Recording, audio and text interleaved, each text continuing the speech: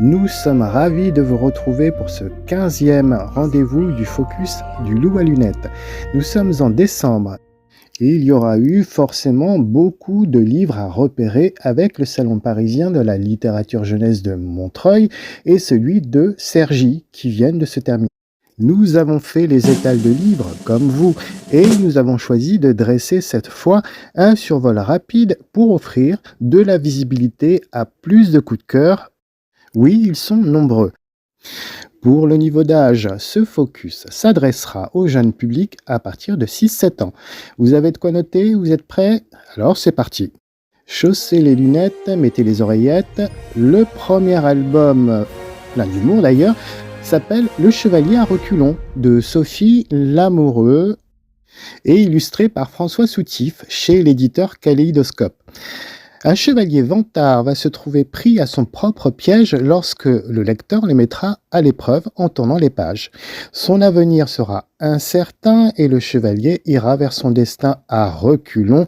Vous saisissez, c'est un grand format et un album interactif un peu dans la même veine que l'irrésistible Arrête de bouger, imaginé par Stéphane Hussard, dessiné par Gabriel Alborosso chez ABC Mélodie, où le jeune lecteur devait poser pour un artiste peintre hystérique qui s'adressait directement à lui.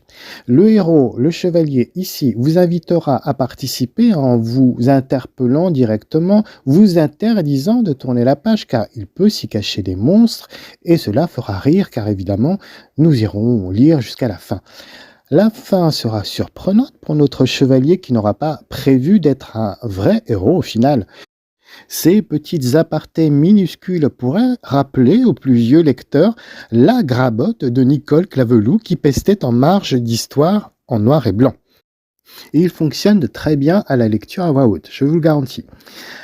Autre plat, autre album bien sympa, mais peut-être un peu plus sérieux. À l'oreille heureuse de Didier Lévy et illustré par Stéphane Poulain chez l'éditeur Sarbacane. Une petite oursonne vivant dans la campagne trouvera près d'une rivière une boîte à musique et celle-ci s'usera rapidement tournant sa manivelle 2 ou 3 fois.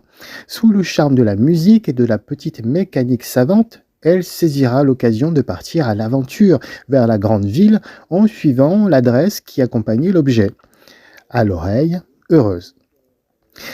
Arrivé là-bas, pas de chance, la boutique n'est plus ouverte depuis longtemps, mais grâce à la persévérance et la curiosité de Cybèle l'oursonne, la vieille tortue propriétaire va avoir envie de reprendre du service. Mais avec l'aide de la petite jeune que voilà, car ses réflexes de vieille tortue ne lui permettront pas de réparer. Une douce aventure sur la transmission, sur la passion, sur le savoir-faire avec Cybèle, le métier si rare de la vieille tortue, va pouvoir survivre à l'oubli et on raffole des illustrations aux surfaces lisses de Stéphane Poulain et de son charme rétro façon années 20. Là aussi, le grand format est une très bonne idée, on l'aime bien. Autre plat en cuisine, La fée aux 2 visages de Koschka et illustré par Charlotte Gasteau, publié chez Père Castor. C'est un conte bien connu qui aura changé de titre. Avez-vous oublié le conte Les Fées de Charles Perrault? On vous le raconte à nouveau en 2 mots. Une jeune fille brimée par sa belle-mère et sa demi-sœur va être récompensée et par contre par une fée marraine déguisée en vieille dame après lui avoir généreusement proposé de l'eau au puits. La fée enchantera ses paroles et il en sortira de sa bouche des fleurs et des petites pierres précieuses. La belle-mère qui voudra la même chose pour l'autre fille renverra sa fille préférée pour trouver la vieille dame et ce fut un autre personnage qui se présentera.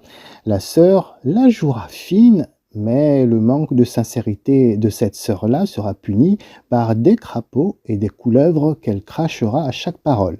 La vengeance sera un plat ici qui se mangera chaud et nous vous laisserons découvrir comment la jeune héroïne échappera à cette famille de harpies.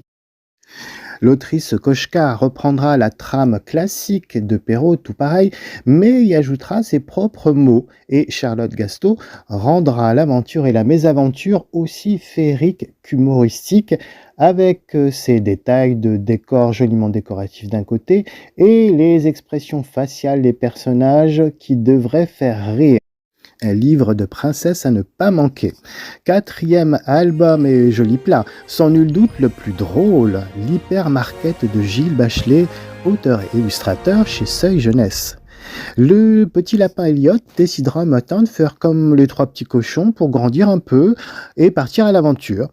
Comment devenir un héros de sa propre histoire? Eh bien, Elliot va devoir aller au supermarket pour s'équiper pour sa quête, comme on va camper en montagne.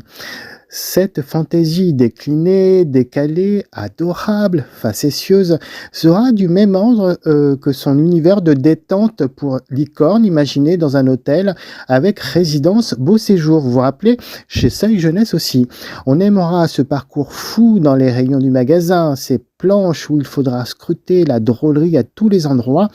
L'hypermarket n'est pas un magasin comme les autres. Les orques et les magiciens employés seront à votre service pour vous trouver l'épée, la hache, le filtre ou la formule magique qu'il vous faut.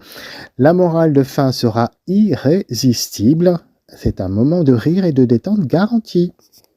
Nous avons presque fini le menu, voici le dessert, dernier album dont vous pourrez vous rappeler pour des futurs cadeaux de Noël. Celui-là, on vous le recommandera à partir de 8 ans. Même duo d'auteurs et d'illustratrices que pour l'album Un amour de vague chez Albin Michel Jeunesse. On vous parle ici de Jean-François Chabat et de Christelle Espier. Voici le titre Un cadeau sauvage qui nous amènera à rencontrer une famille d'Inuits.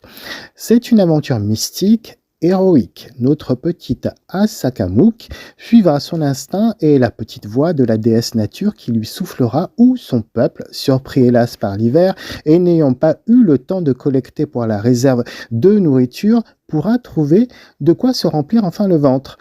C'est une Asakamuk plus âgée qui nous racontera cet épisode de son enfance, où ses parents tenteront de la maintenir dans l'insouciance et le secret de la catastrophe alimentaire, et où l'esprit de la nature la choisira, elle, une enfant digne de transmettre sa parole précieuse.